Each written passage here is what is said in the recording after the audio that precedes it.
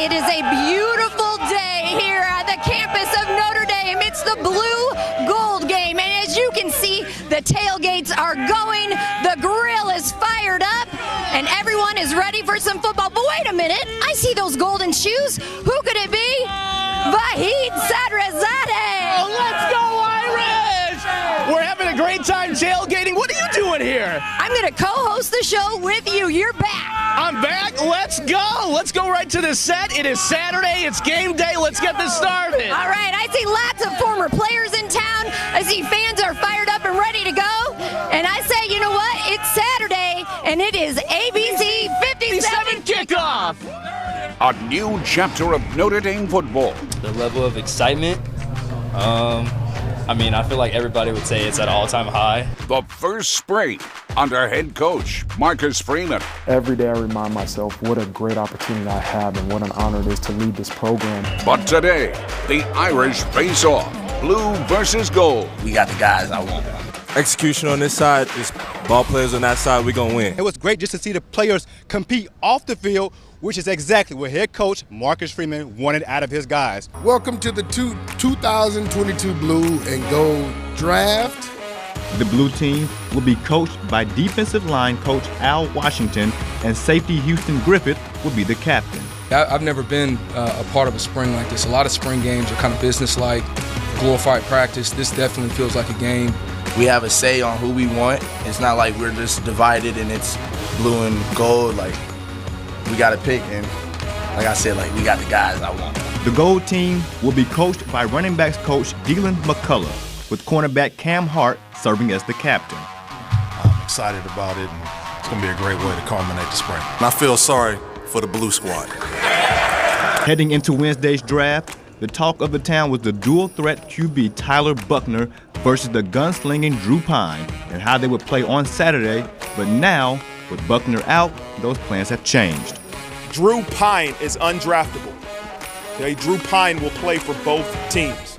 Welcome back to ABC 57 Kickoff as we get you ready for the Blue-Gold game. And we're joined now by a very special guest, Ian Book, former Notre Dame quarterback, New Orleans Saints quarterback, and oh, by the way, just the all-time winningest quarterback in Notre Dame football history. Ian, not a bad title to have. Yeah, thank you for having me here. I'm excited to be back. Well, yeah, to start us off, we know there are hundreds of former players in town this week. You're here. What has a trip back to South Bend been like for you so far? It's been awesome. I was telling all the guys yesterday, I was really smiling when I was flying in. Just excited to be back. I want to come back once a year. That's my goal. And just to be back, I think there was 300 former players yesterday all at a dinner that we went to. So just connecting with everyone, being back in town, it feels really good. Notre Dame running back Logan Diggs jumped onto the scene last season. Jumps over a tackler and is finally pushed out of bounds inside the 30. As a true freshman, racking up 230 yards and 3 touchdowns to go with 1 receiving TD to help his Irish teammates. He has a chance inside the 5 and inside the end zone. Logan Diggs scores for the second time today. But this offseason, Logan is using a completely different skill set to help out the Michiana community. I really just wanted to make a difference. Logan volunteers at the South Bend Center for the Homeless. Do they recognize you as a football player, or do they just think you're someone that wants to help? Yeah, I don't even think they know I play football. I mean, the ones I talk to, like, they ask me, like, what I do. Like, I'm from Notre Dame, and I tell them. But, like, most of them just, like, know me as Logan. Logan also used his name, image, and likeness to raise money and make history for the center. I believe that the Center for Homeless needs more people like me so we can be able to come together as a whole and be able to make a change for the community. Becoming the first active Notre Dame football player to participate in the annual Dancing with Our Stars event. Yeah, I'm actually doing a virtual dance, so I went in there, I recorded my video, they put on my music, and I had a time, I had fun, they loved it. We got a former quarterback, we got a former tight end, and an anchor. So, yeah, no, 8th grade superstar. And we've got a football toss right here, Malik. Former quarterback Malik Zaire. Let's see what you got. Call your target. You got to call your target. All right, he's going middle. Let's see what he's got. Lucky lefty. All right. All right, gentlemen. All right, gentlemen. Let's see. Let's get you. Here we go, here. Oh! When you think back to your time at Notre Dame and you think back to spring ball, do you have any memories that really stand out to you? I enjoyed the spring games. They were a lot of fun. Again, early on I was trying to, make a name and solidify a position. But yeah, I'll never forget that last one. Hit the party scene hard that night.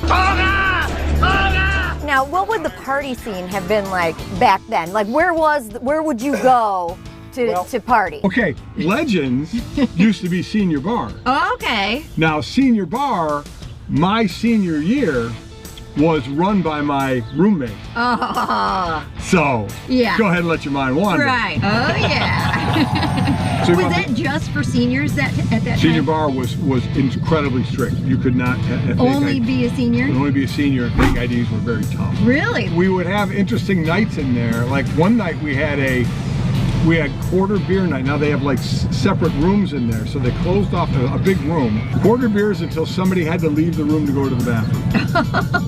So it's a bunch of guys in there, so you can imagine what the guys are doing.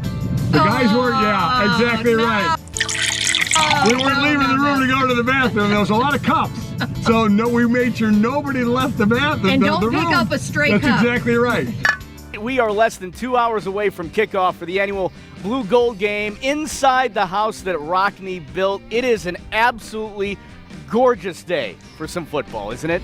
Yeah, absolutely. We're joined once again, by Mike Golick Jr. and the incomparable Eric Hansen. He's giving me a hard time because I tweeted that, but it's true. You got to be like the most beloved Notre Dame football journalist of all time. Everyone loves you. Well, at least my grandkids do. I love you too, Eric. Thank you. Feeling the love. There we go. Cheers. Take us behind the curtain, if you will, for first-year head coaches. You had it with head coach Brian Kelly back in the day. What is it like for the players in the locker room? What is it like for the new staff that he's embarking all together on this journey? Yeah, the whole offseason usually with a new staff is about learning love languages, right? You're trying to learn how everyone communicates, what everyone needs to feel satisfied going into the start of when the live bullets start flying and all this. So for the spring game specifically today, a big part of it is just that. Going back to the offensive line, it was big for us, Coach Eastand's first year, to learn how do we communicate on game day with him, what's the way that we problem solve during this, and how to best go about that. That's going to be the bulk of what today is, getting those reps going through that game day atmosphere for the first time for a lot of these guys and their coaches. Get on the bus. Next stop, Notre Dame Stadium. Notre Dame and Pittsburgh Steelers legend Jerome "the Bus" Bettis returned to campus in January to finish his degree. Since then, he's been spotted all over Michiana, from football practice to Irish basketball games and even local hot spots. I had the chance to sit down with the Hall of Famer for a new segment this season called Bettis on a Bus. I said to myself in the back of my mind that one day I do plan to come back and get it. Earning a business degree from Notre Dame is no easy task. It has been really hard because, I'm thrust into senior classes and I haven't been in school in 30 years. The Bertrands are making quite the impression here at the University of Notre Dame. Linebacker J.D. started in all 13 games a season ago, leading the Irish with 101 tackles. That's right. And older brother John Michael is a star on the Irish baseball team. He was named ACC Pitcher of the Week twice just this month. That's incredible. ABC57 Kickoffs.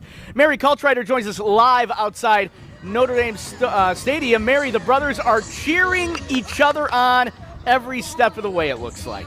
There is nothing quite like the Bertrand brothers bond. And after speaking with both John Michael and JD, it was clear that their recipe for success is faith and family. You might recognize JD Bertrand as the man behind the tackle.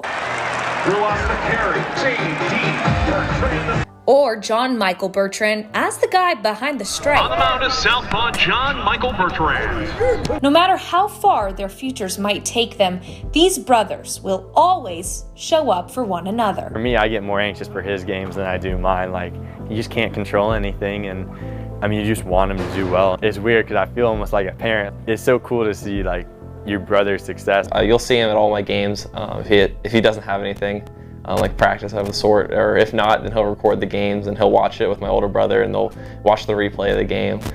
I'm really proud of the man that he's becoming, and it's awesome to watch and to kind of be a front row seat of it.